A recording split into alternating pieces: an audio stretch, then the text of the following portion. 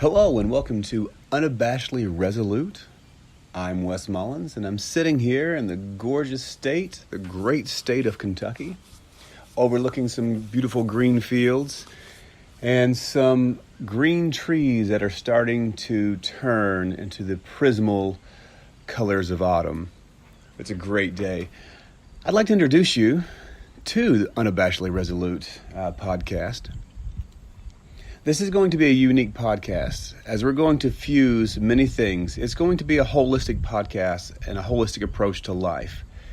We're going to be mainly focusing on filtering out toxic areas of our life and creating pathways for dreams to come about. So we're going to look at life through four main areas and avenues. Number one is going to be a biological approach. The second is going to be an environmental approach. Third is going to be a psychological approach. And fourth, a spiritual approach. Now, for those of you that don't know me, I'm 41 years old. My wife, Nina, and I were international wedding photographers for about 12 years. I have 8-year-old twins, Lex and Tizzy. They're absolutely the most amazing children ever. And I recently got back from studying at Oxford University with Ravi Zacharias' school over there. It's called ACA, the Oxford Center for Christian Apologetics. So I studied apologetics and theology for a year at Oxford. I am now currently a distributor for Young Living essential oils. That's become a big part of my life, and I'm going to fuse the holistic health and wellness side of life but also the apologetic side of life, because I think those two go hand in hand. I'm also going to bring in, because I'm an aspiring C.S. Lewis scholar and an avid reader of Sherlock Holmes books, I'm going to bring the literature into, because my degree before I went to Oxford was actually in literature. So I am going to fuse all of these elements of who I am into this podcast. And I'm hoping that I say something that is very helpful to you and that you can take and implement into your own life, into your own style of thinking. But let's quickly go over these four areas and tell you what each one may kind of hold for you. So like maybe each day there'll be a podcast, like one on the biological toxicity in our lives, the environmental toxicity, the psychological toxicity, and the spiritual toxicity. So maybe we'll go through something like that. We're still setting up the format, so we may tinker around with it for a little while, but that's going to be the basic overflow of this. It's going to be literature, apologetics, and it's going to be health and wellness, because I think that we need to look at our lives, not compartmentalized so much that you see it today, that we have certain areas of our lives that are sectioned off. You can speak to this area, not this area, this area, this area, but if we take a holistic approach and we look and we say everything's connected to everything, the hip bone's connected to the leg bone's connected to the, if we look at that, we might be able to get what we call a circumspect view of our lives and see how each thing affects the other thing. So if we look at a biological approach to toxicity, we would look at diet, right? We look at processed sugars, we look at caffeines, processed foods. I know myself, I've recently gone through a huge dietary transition, and I've never felt better in my life. I know that's so cliche to say, but I did a huge drastic change in my diet because my diet was affecting everything in my life. It was affecting literally every aspect of my life. My psychological, my relationships, my education, my parenting, my sleep, everything was being affected, my immune system, by my diet. And so we definitely need to look at how can we increase the benefits of our diet and how they can be beneficial to every area of our life. Also, preventative health. My wife and I recently, in the last 3 years, have begun to look at essential oils. And essential oils have become a staple, a foundation in my family's preventative health measures. And I'd like to share those experiences with you because I think they're not hokey, they're not snake oils, they're not some placebo effect. They are literally plant-based, organic, helpful products that really have changed the way my wife and I do life. And we also have become distributors for Young Living, and we actually sell and promote Young Living products because the company and the products have so changed our lives that we just got super excited and said, you know what? We're doing this. We're sharing this with others. This has changed our lives so much. It's changed the trajectory of our lives and our children's lives that, you know what, we want to share this with as many people as we can because this can also help other people. Now we'll move on to the environmental. So we look at what is in our environment, our sphere of influence, but also in our physical environment. Like, what products do you use to clean your body? What products do you use to clean your counters and your sinks? Do you know what's actually in those products? Could you be creating this toxic environment? Do you burn candles all the time, Glade plugins? What chemicals are you releasing in your house and that you're constantly putting onto your body? Because that's also going to have effect on your cellular structure, your molecular structure, but it's going to have effect on your psychological structure because your body can only filter so much toxicity. And a lot of these toxic chemicals that we use in our house, we don't realize, but a lot of these toxic chemicals, the compounds in there have been known to cause cancers, infertility, allergies, sinuses, and asthmas. They're endocrine disruptors. They cause mental deficiencies and developmental things in children. I mean, there's a lot of things that we put into our house that have been scientifically proven to have adverse effects on our health and our bodies. What about social media? What about news media? What are we ingesting and what are we imbibing on the internet and through social media? Is it giving us life, or is it creating a toxic negative thought pattern in us where we become addicted to outrage? As Glenn Beck said, he has a new book out called Addicted to Outrage. I'm not promoting Glenn Beck. It's just it was a book that I had seen recently, and it kind of popped into my head. And I think he's onto something there, that we are addicted to outrage. Even Stephen Colbert, after the presidential election, he said we like the poison, and we take a little bit more. We take a little bit more of the poison. So what are we allowing from the news media? Are we allowing those things to poison our thoughts and to create a toxic thinking environment for how we view people who don't have the same opinions that we do? What about relationships?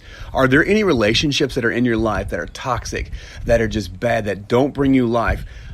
How do you deal with that? How do you work through marriages that are struggling and that seem to be biting and just full of toxicity?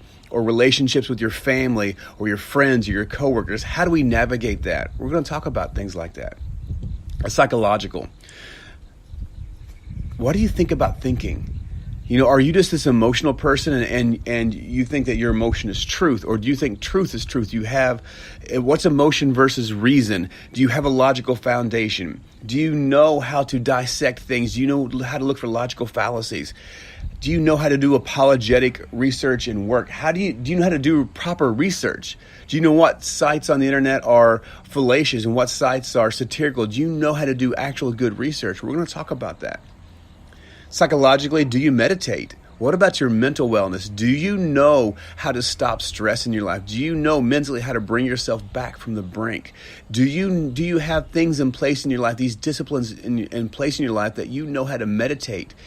It's very important that you know how to take care of your mental health and not let the constant stress, the toxicity of thinking and thoughts also affect your body, because stress can debilitate you physically and biologically. And did you know that you can create new neural pathways? If you have a negative way of thinking, that you can actually create new ways of thinking and create new positive behaviors from those ways of thinking. We're going to talk about that. Lastly, spiritual.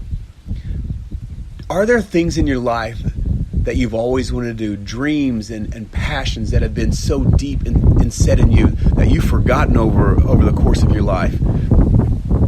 Do you want to see those come to fruition? What dreams do you have? What purposes do you think that you were made for? Are there things in your life that you want to do but don't know how to get there?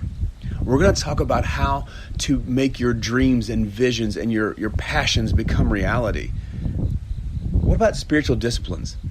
What about prayer? That goes along with meditation, right? What about reading? Do you take time to read? Do you get all your information from television or from social media? Or do you take time to get a book out that you don't have to turn on? It's not electronic. Do you take time to read? What books are you reading? Are you reading the Bible? Are you reading self-help books? Are you reading good, solid literature and fantasy novels? Are you giving your brain a break? Are you taking time to read some Sherlock Holmes or some C.S. Lewis? Or what things are you reading poetry? Are you feeding your soul? Not just your intellect. Are you feeding your soul? We're going to talk about that. We're also going to get into some metaphysical questions. Does God exist? Who is Jesus? Is there life after death? Why be moral? Is relativism, is that the way to go with morality? Because I studied apologetics, this is something that I'm well versed in, and I want to show you that you can use the apologetic tools in your life as well. So these are some of the things that we're going to be looking at, as well as looking at literature. Yeah, we're going to be discussing C.S. Lewis. We're going to be discussing Sherlock Holmes and Corrie ten Boom and J.R. Tolkien and a lot of these great authors. Sir Arthur Conan Doyle. We'll be looking at all these books.